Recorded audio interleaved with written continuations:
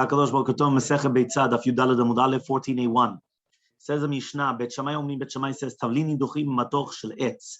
So the tavlin, which is basically different spices, you could crush it with a madoch, with a mortar of wood, but not out of stone. The melach, now when we're talking about salt, the pach, we're talking about even something made out of cheres, of earthenware, instead of a meduchav etz parur. Okay, Bet Hillel Omrim, Bet Hillel says, no, Tavlin nidochim kedarkam madoch shel even, v'melech madoch shel etz. No, you can do it normally, which means the tavlinim, the spices, you could do it with a mortar of even a stone, and the salt, you could do it even with a mortar of wood, there's no problem. So says the Gemara, however, everyone agrees, melach baya shinui, that to do with the salt, you do need to do some type of a shinui, right? Because with the tavlin, you don't have to do a shinui according to Bet Hillel, right? Or it's much less than for Bet Shammai, but for salt, yes. My tama, what's the reasoning? So says the Gemara, the reasoning why, as he says, my tama, because everything always needs salt. Meaning any type of a food that you always need salt. But you do not all of them need spices. So because all of them need salt and they don't always need spices, so therefore it's already known from Erev Yom Tov that you need salt. So therefore you should have done it right from Erev Yom Tov. Why didn't you do it? So now if you want to do it on Yom Tov, you have to do a little bit of a shinui. Okay, but other spices, you didn't know that you needed it at Erev Yom Tov. So now if you need it on Yom Tov, okay, fine. So then you could do it normally. And one of them says, the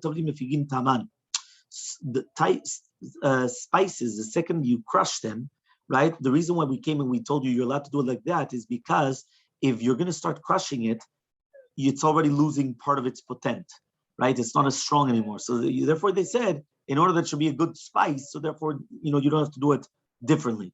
However, the salt, melach, does not work. Okay?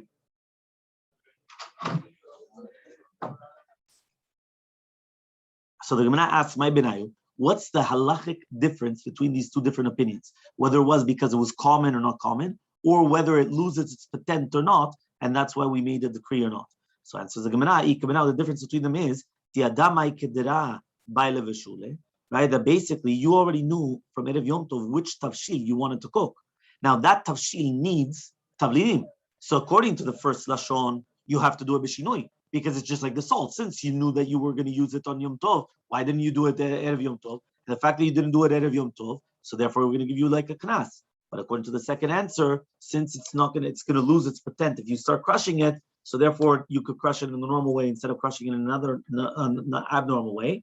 Inami, or if you want, you could have another answer, right? Which the answer is, inami bemorika, right? What is morika? Morika is karkum.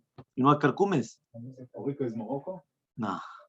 Yeah, you wish. Yeah, what is the karkum? Saffron, they say in English, no? Yeah. So saffron, the yellow one. Yeah. So it says sheinu mafik tamum. Huh? Yeah, it's good. So he says sheinu mafik tamum. Even if you crush it, nothing's going to happen. So therefore, if you didn't know that you needed it from Erev Yom Tov, that you wanted to eat it the next day, so according to the first lashon, it should be permitted, even without a shinui, because you didn't know. But according to the second lashon, it would be prohibited, because even if it doesn't lose its patent, so then crush it in an abnormal way, in a shinui, and it should be okay. Okay? Next. Amar Rav Yehuda Amar Shemuel. Says Rav Yehuda, the name of Shemuel. Kol hanidochim nidochim dercha ve'afilu melach. According to this Beitzah now, everything could be done normally, even salt. So it's not like Bet Shammai, not like even Bet Hillel. Because according to this one, even salt you could do normally 100%. So says the Gemara, 1 second. I thought you said that according to everybody, salt needs a shinui. So answers the Gemara, Huda Amaki Aitana, he holds like this Tana. The Tana is learned to the right. Amar Rabbi says Rabbi Lo nechluku Bet Shammai Bet Hillel nidochin shenidochin derechan melachim ahen. There was no machloka between Bet Shammai and Bet Hillel to do with anything which is crushed, that you could crush it normally, and even salt. Lo nechluku ela leducha bifnei atzma. The question was to do salt by itself. That according to Bet Shammai, he says melach bepach uvetza parud. Right? So he says over here that when we're talking about melach, when it's by itself, you could do it in a pach of cheres, of earthenware, or it's a parud, a piece of wood, but not with the regular madoch, with the regular mortar. So even with shinui, they didn't permit it to do it by itself. Let's sleep. Why? Because you only need a little bit of salt when you're roasting. Remember, when you're roasting, you only put a little bit of salt, and then the fire takes away all the other blood. But when you're doing cooking, then you need a lot of salt in order to take out the blood from the food. Bet Hillel says not bechol davar, it's all the same, which means that according to Rabbi Meir, he permitted Bet Hillel to even do normal crushing of salt, and Shmuel is paskening like Rabbi Meir. So when it says over here that Shmuel comes and he says, Amar Rabbi Shmuel, that's the Shita of Rabbi Meir, right? And that's how Shmuel's pasken. Bechol davar sakadaita. He says, what, can you really think that Bet Hillel permits to do melach through any type of utensil? You're not a kli, you're not allowed to move a kli on Yom Tov, just like on Shabbat. So it says, for any purpose, which means whether it's going to be for tzli or for kedera, for any purpose, meaning like for a pot or for a roast, it's going to be okay. Okay? Fine. The Psak Halacha, Amar le Rav Bardela lebrei, says Rav Bardela to his son, when you're going to crush on Yom Tov, right, you have to do it on the side, and then you're going to crush it. Because that's what Rav Bardela said, like the Shmuel, you're allowed to do it even on Melech Yom Tov without shinui, right? You're allowed to do it. Nevertheless, he says you need a little bit of a shinui, right, from doing it. So there was a story now. Rav Sheshat, he heard Shama Kal Buchna. He heard that somebody was using a mortar on Yom Tov. Now he's thinking, what's going on over here, right? So he says, Amad, Hailav Migaved Betehu. I know that this is not within my house.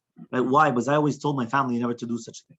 So says the Gemara, maybe they went and they turned it on its side.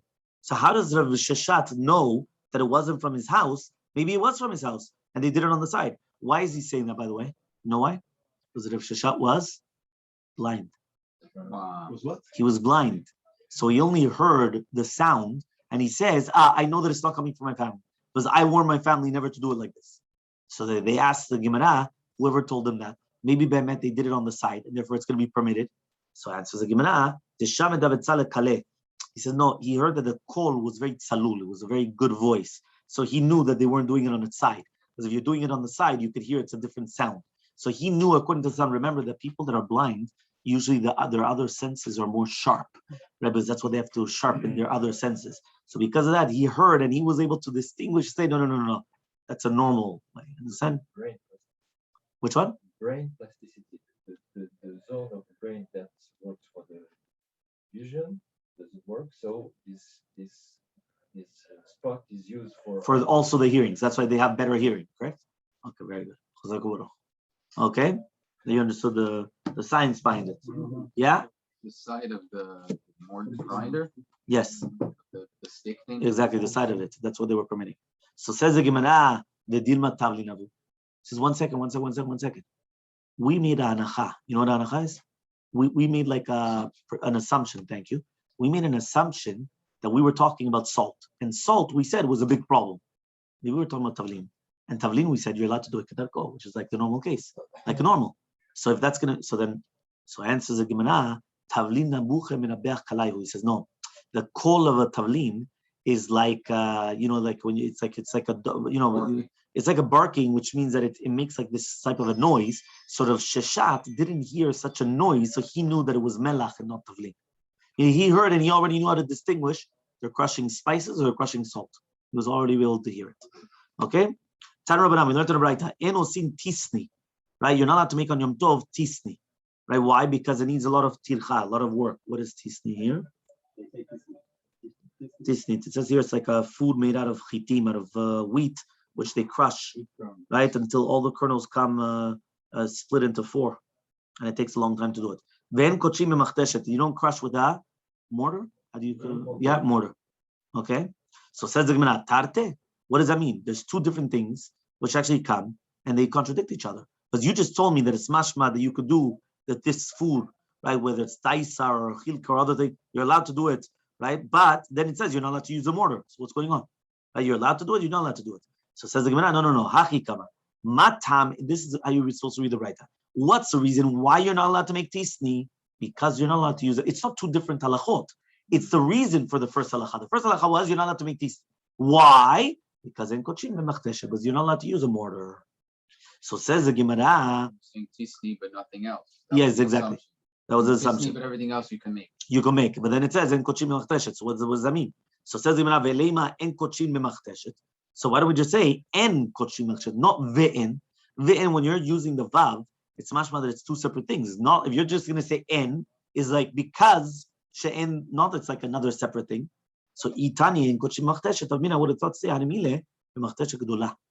If I would have only taught, so I would have thought in a big one you can't use. But machteshet ktana, and Shabbat I would say that would you be able to use it in order to make this tisni? Kamash Malan comes teach you, right, that you're not allowed to make it whether gedola or whether ktana, not allowed to make it at all. So as the Gemara v'atani, we learned on the right en kochim b'machteshet gedola aval kochim machteshet ktana. Here it's exact opposite of what you just said. Here it's a Braita mefurash that you're not allowed to use the big one. You are allowed to use the small one. So for one more time, you just said, why did we just say ve'en instead of en? Because we would have to include a ktana that you're not allowed to use also a machteshet ktana, just like a gdola. Here it's written mefurash. You can't use a gdola, but you are allowed to use a ktana. So what are you talking about there? So answers the Gemara. Amarabaya says, Kitanya nami matznite. When did our Braita say en kochi machteshet? Also machteshet gdola ktana. You're right. It's only a gdola you're not allowed to use. Okay. Yudala damubet. And they say you can use it with on the side. Yes, you can use it on the side. There was mashma any type. It was mashma on the side. You can do whatever you want. But here, if you're allowed to use a ktana, so then we call the chomen, right? You could do on the side of the ktana. Because if you could use the ktana for sure, then you could use the side. So it's only in the gdola. You're not allowed to use the side. Use it regular way. Yeah, you could use it regular. Okay. Yudala damubet. Rava Amar Rava says, la kasha. It's not a question. Halan. He says the Braita, the second Braita, which is doing Kotesh Chitim, was talking about Bnei Bavel, that we don't have any Avadim, and therefore we have to do it ourselves. So since we have to do it ourselves, that's why we're saying you're not allowed to use it at all, even with the Mechtesh Ktana. But the first Braita was talking about in Bnei Eretz Yisrael that they had Avadim. Since they had Avadim, so therefore they would be Kotesh for them, the Chitim. So therefore, since the Avadim are Prutzim, Muzalzalim b'mitzvot, we're going to suspect that if they use Machtesh Ktana, they're going to use a Gdola, and then they're going to say they did it in Ktana. So he said, meaning like this: a Jew, he's going to be very strict on the halachot. So you're going to tell him only Ktana, not Gdola. Okay, fine, he's going to do it. But once it gets to Avadim, they want to get the job done. The goy, they don't care what's. So what's going to happen? You're going to tell him Ktana yes, Gdola no. He's going to come. He's going to use a Gdola. It's easier for him. Afterwards, you're going to come. Hey, what did you just do? No, I use a Ktana. You understand? So because of that, but I thought a guy is allowed to do it. If he's allowed to, let's say, walk and he chooses to drive to your house, you can still benefit. That's something different. But here he's doing it for you, right? Here he's doing it for you. And now, if we already said that you're not allowed to use it at all, that's it. That's what we said. He chose to do the melachai. Which one? He chose to do the melachai. He could have done the other one. Also, first of all, this Eved could also be a Eved Ivri, right? Or Eved Kanani. But even if it's an Eved Kanani, right? Still, it's going to be the same thing. Because at the end of the day, he's obligated to mitzvah like a woman. But at the end of the day, here we're not talking about a goy. Because remember, even an Eved Kanani, at the end of the day, he's obligated to mitzvah like a woman. It's not like a goy. Understand? And even a goy, it's if you have to tell him to do an ktana, then he chooses to do If he's doing it in your house, it could be you have to actually rebuke him. Because you can't just come and a goy can't just be coming in your house and start turning on lights and saying, listen, he's deciding on his own. No, you have to tell him. No other way to do it. Right? You have to tell him you're not allowed to. Right? There's certain things that's in your it only house. works if you rebuke him and he still does it. Yes, and even that, sometimes you would have to get rid of it. And you still have to get rid of him? Of course. You can't have a goy coming. By the way, you should know that's called mirtat. Do you know there's halachot that, for example, can I be somech on the goy that he's not mixing up my meat and milk or certain things of that? So there's a certain thing that he would be afraid that if I'm going to come and I'm going to catch him, he's going to, what happens if the goy doesn't care? He does it in front of your face. So there's no halakha there. You have to get rid of him. Because that means you can't be somech on him. Because if he's doing it in front of your face, what's he doing on your back? You understand? Think about it. So that's why it's just important to know. Okay? Rav Papi ikli levev Mor Shmuel. Rav Papi went to the house of Mor Shmuel on Yom Tov. Aitile daisa. They brought him daisa. He didn't want to eat it. Why? Because he understood that it was done with a mechdesh gedolah and not like the halakha. So he didn't want to eat it. So that's the Gemara. Maybe it was done with a small one. So answers the Gemara. He thought it was too precise, and it was too fine, it was too powdery. You know, I mean, it was done with a big one. So says the Gemara, Vedima, maybe they did it yesterday. So answers the Gemara, he saw it in the way that it was broken up. He saw that it was done right now. If you can answer, Shmuel was different, because there you had a vadim which were prutzim, which means not like the rest of the majority of Bavel. There they had the avadim that they were preparing the things, and they were known to be a little bit, prutzim. And I guess maybe he didn't realize that. So what happened is that he would be doing, sometimes it happens. Sometimes we don't realize, right, what happens with workers, and it's not that simple. I've had workers that, that they come, they do it, and you're like, Iowa, where are you going? You understand? I remember we had one worker, he would come and he would start adding hot water, like cold water on Shabbat to the urn. Huh. And then I'm like, what are you doing? He goes, no, so you guys could drink. I said, I'm sorry, now nobody could drink from that. Empty it out. Like that, right away. Why? Because then he realizes, right? Like, as let's say they put a foot in it. He thought he was doing us a favor. So no, everything. That once happened with Dayan Erenchoy. Dayan Erenchoy once happened that Dayan Erenchoy, he's a of Beddin of the London Beddin. Right? What happened was, it was a question of halacha, and the halacha is that you could have done bitul, but he went and he told him to throw the entire thing out. And why? Because certain times, if you don't get them afraid, what happens is they'll do it again. They'll do it again. You understand? Do it again, and then you have a problem. Because then what's going to happen afterwards? They do it again, and then so you have to make sure you make a. Yeah, I've seen the same thing also with on Shabbat. Yeah, goyim will come and they'll start taking pictures, right? Whether it's of the bar mitzvah or the food, or you can't use those pictures. Those pictures are being done for us. They can be done. They can be used.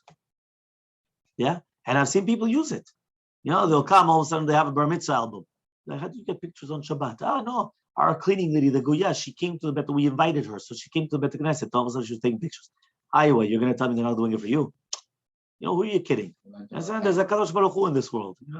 We could fool around and do whatever we want, but Hakadosh Baruch Hu is Hakadosh Baruch Hu. You understand? So a person has to pay that attention. Says in Mishnah, Yudal Adamubet. Haborer kitniot biyom tov. If somebody's going to be borer kitniot on Yom Tov. Bet Shammai says borer ochel veochel, right? ובית הלל אומרים בורר כדרכו, בחיקו בקרון ותמחוי, אבל לא בטבלה ולא בפרה, רבי גמליאל אומר, אף מדיח ושולה. So basically like this. You're right now doing borer on Yom Tov. Okay, now you want to be borer, the kitniot, from the psolet. So Bet Shammai says, you have to take the ochel, the food, from the refuse, from the bad, and then you have to eat it immediately. But you're not allowed to take the bad from the good. Okay, that means just like for Shabbat. You take the good from the bad, not the bad from the good. Okay, but Hillel come and they argue. Say no. Borer kedarko, you do whatever's normal. Which means here you're going to do the psolet from the ochel, becheko, in your bosom, right? Or beknon, betamchui, in a platter, right? Or in these things, right? Bekara gdola or knon, they also translate as a, how do you call it? It's like funnel. Thank you, funnel.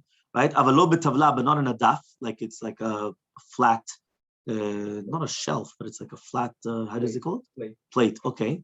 Velo v'nafav or not a sieve, right? Or with big holes or smaller holes. Rabbi Gamliel says you're allowed to even be borer alidei madiach. Madiach means that you pour water on it. V'sholeh, and then all the solid comes up.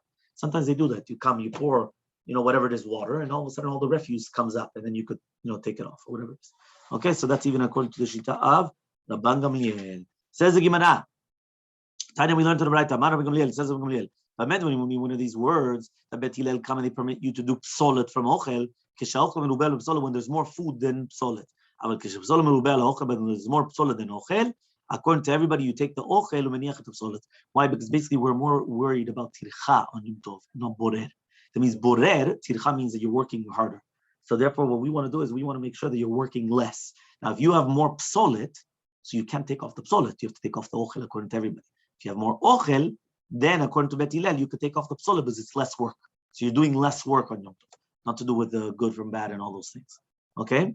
Psolet says 1 second. If psolet is more than the ochel, is there anybody that permits you to take away the ochel? Obviously not. It should be mukse even. So it says, no. It's more work, but it mitzad kamut, it's less. Meaning sometimes you have a case where you have more work, but in quantity it's smaller. So in such a case, right, since there's more ochel, right, than the psolet. He's saying if there's more psolet, why is it more work to take out the food? Again, one more time. Here we're talking about in a case where no, the nafish betircha. Nafish betircha means there's more tircha taking away the psolet from the ochel, but mitzad kamut, the psolet is actually smaller than the ochel.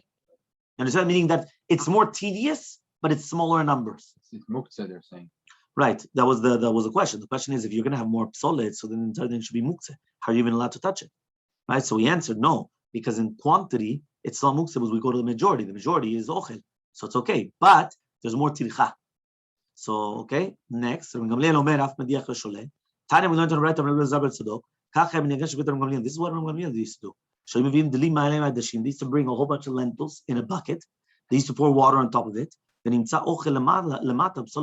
all the bad used to come up and all the good. That's what they do, by the way, nowadays for bugs many times. That's how they check for bugs. They come, they put, let's say, lettuce or all these things. They pour water on top of it with the, like with soap or things like that, or salt or things like that. And then what happens is that any bugs, right, they would come, they would move it around, and any bugs would start floating to the top. You understand? That's how they check it. So it says, I thought we learned the opposite, right? That the Beitzah was some of the opposite, that when you fill up the dli of mayim, the ochel would go to the top and the psola would go to the bottom. And it says, it's not a question. If it's going to be afar, so that since the afar is more heavy, meaning the dirt is more heavy than the adashim, than the lentils, so therefore what's going to happen is the afar is going to be on the bottom and the lentils are going to go to the top. But when we're talking about kash, different like straw or things like that, so that's much lighter than the lentils. So the straw will come to the top and the lentils will stay on the bottom. Says the next Mishnah. Okay, this is now the second Mishnah on the page. Okay, there's a third one now coming up also. Bet Shammai says, you're not allowed to send mishloach manot, right? Matanot, friends to your friend on Yom Tov. Ela manot, only something which is fitting for eating, right? That it's not going to be, right, to place for tomorrow. Bet Hillel come and they say, if you're even allowed to send to your friend a domesticated animal, wild animal, or a bird, whether they're already slaughtered or not slaughtered. You could send wine, shmanim, oils, uslatot, fine flour, kidneyot, and beans, even if it's lacking preparation for eating. Avalot but not grain, because grain, you have to start doing tochen, you have to grind, you have to this, you have to that. So grain, no, but everything else you can do it. If Shimon comes and he says it's going to be permitted even tuah. Why? Because when you come and you're going to accept it, right, you could actually cook it and do it with a small machtesh ktana, as we already learned before. Machtesh ktana on Yom Tov, and there's no problem. You're allowed to give gifts on Yom Tov? Well, that's why it's only going to be food, because you could eat it. So that's why it's not a It's real. like a kinyan. It's like business. Oh, so that's what it's saying. Food you're allowed to, even on Shabbat you're allowed to buy. Really? Of course, food. Ah. I can bring you wine on Shabbat, no problem. A cake on Shabbat, there's no problem. Ah. As long as you could eat it, but not to do a business of a kinyan. A kinyan is As thing. long as When you're doing food, you're eating it. It's not. It's not Even if they as choose you're not to gonna eat it? Yeah. He says it's something which is here. It says it's something that you have to eat it, you have to serve it immediately. Ah.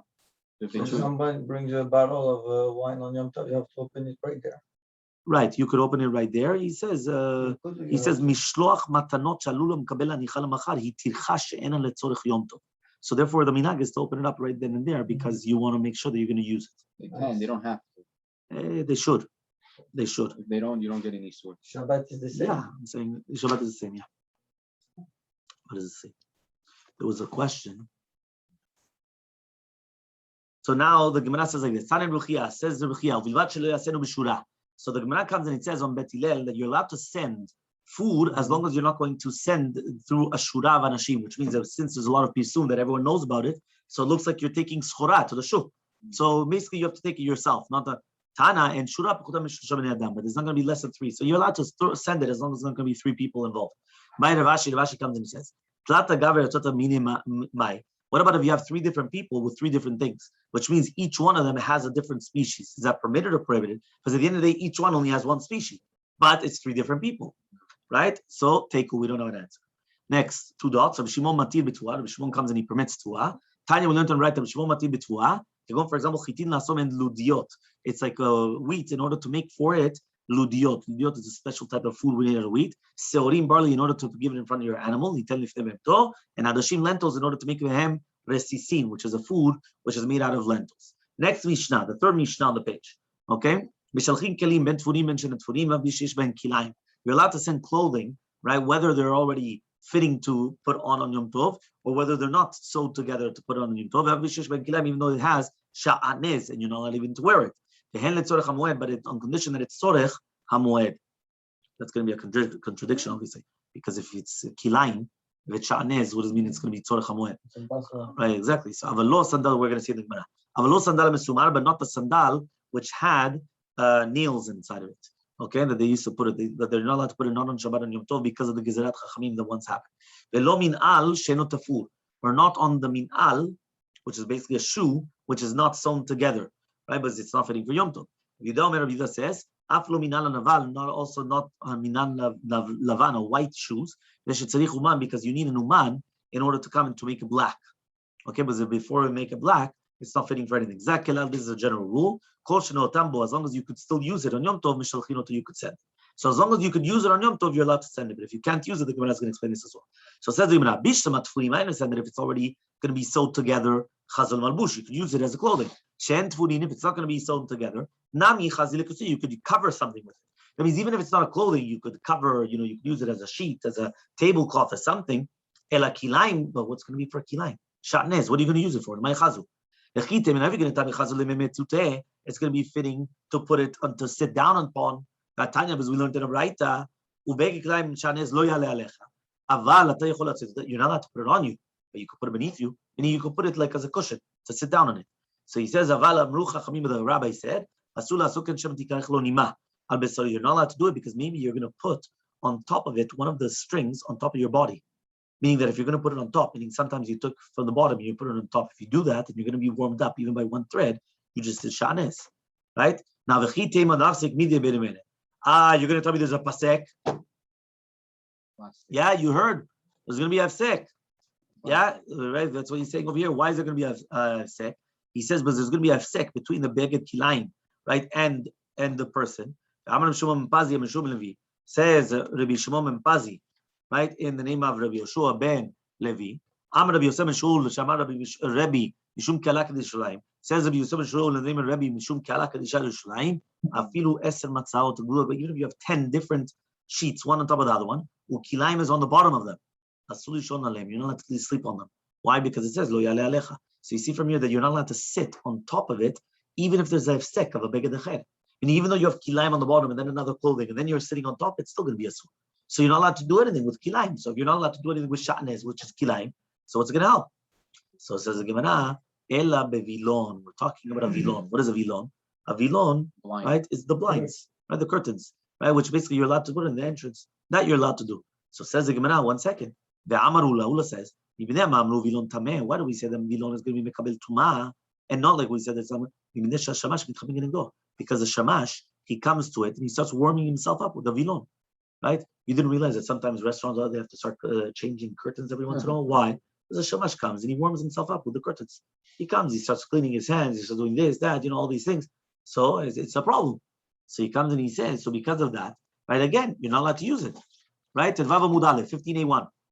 Ela bekashim. But rather, we're talking about bigdei shanez, which is kashe. Since it's kashe, you're allowed to sit down on it. But since it's so hard, right, you're allowed to sit down because you can't pick it up on top of it.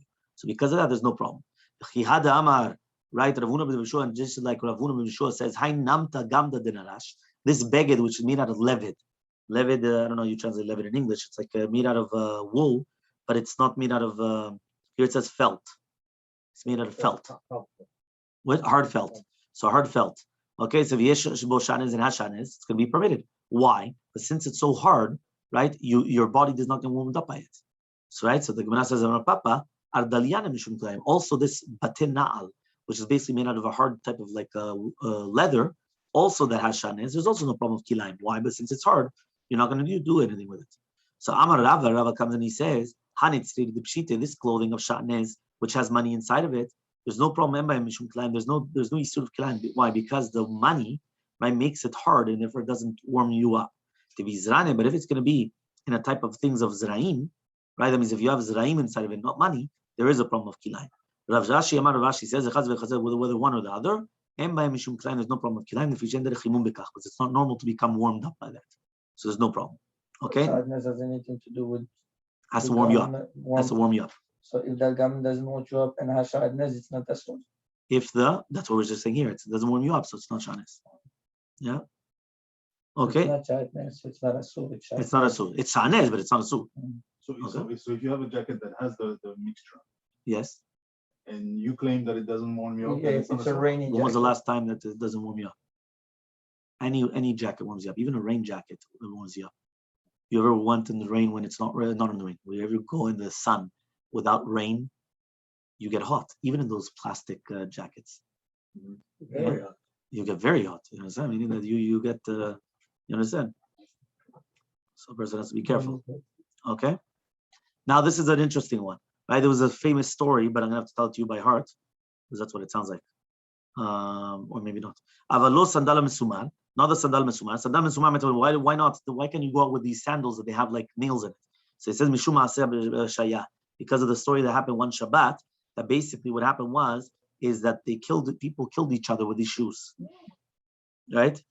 So I do have to tell it to you by heart. Here it says, the Gemara in Shabbat, Samech Amud Aleph says that the Jews once had to hide in a cave because of a Gzerat Shmad, because the Goyim wanted to kill us. What happened is that once it happened, that they thought that they were revealed by their enemies. So because they were all of a sudden they started running. You know how it is. More people die from the run, right? Or from the lachatz, from the, from the bul dener, how do you say? So the panic, more people, thank you, right? More people die from the panic than the actual whatever it is. So it says here, so because of that, they were running and they had these sandalim with nails.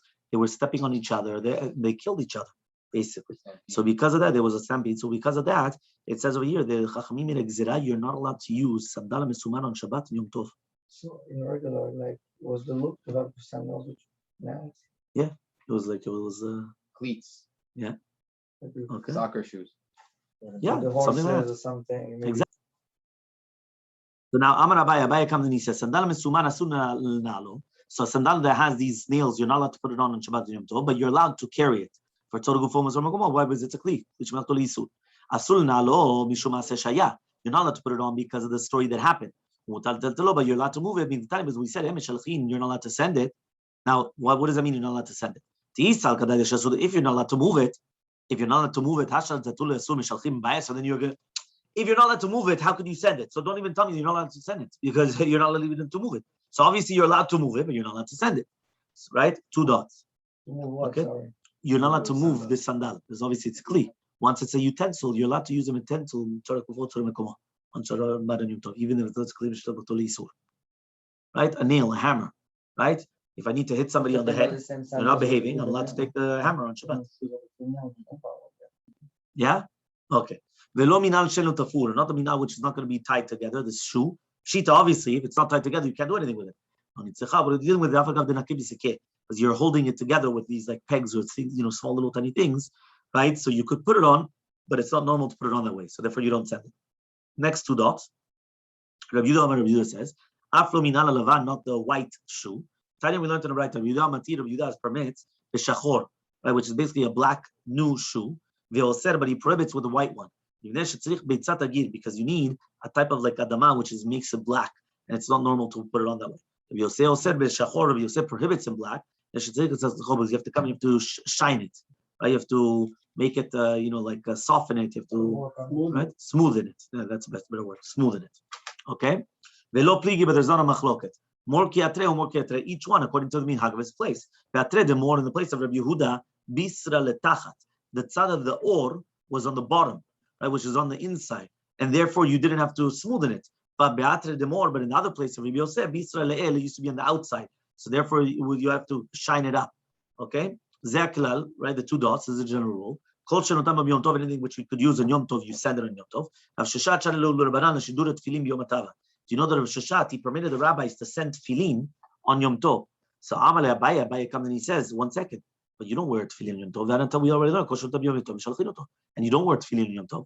So it says, no. Hachigam, this is what we say. Kol shenotim bo bechol, anything which you could use on chol.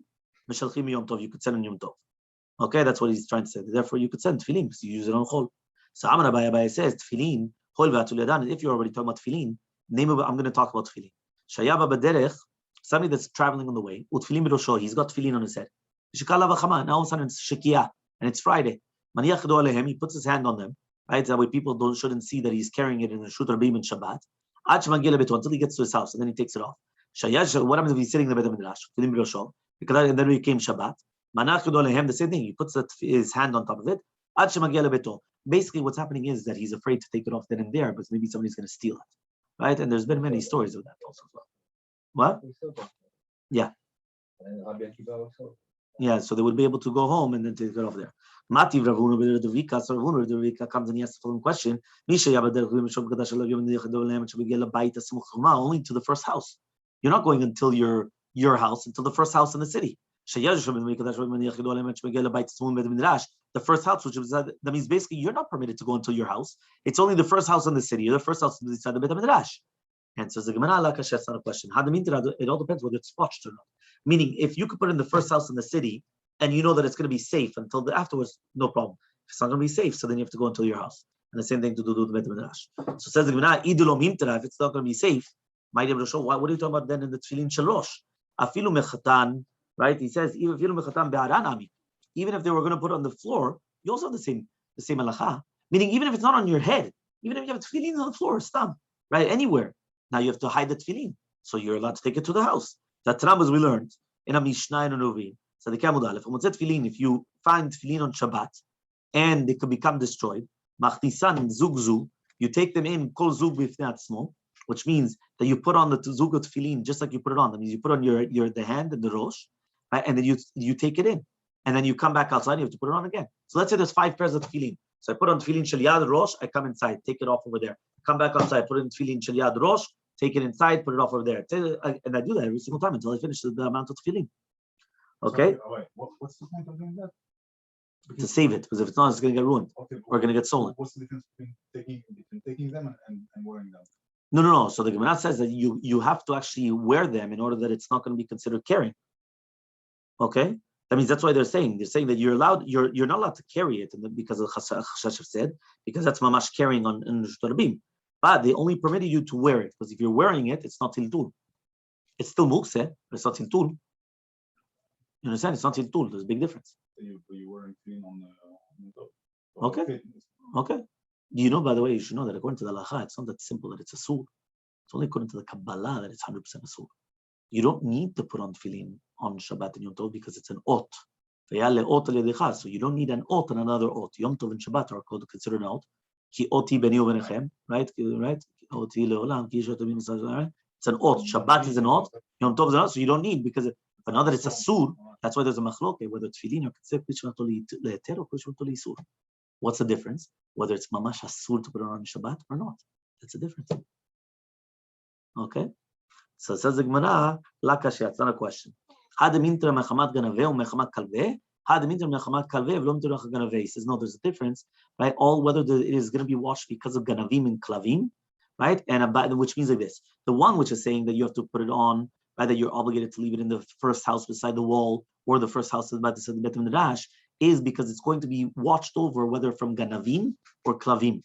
Rather, they're not going to stop. They're not going to be able to take it away from them. That's it. It's going to be safe.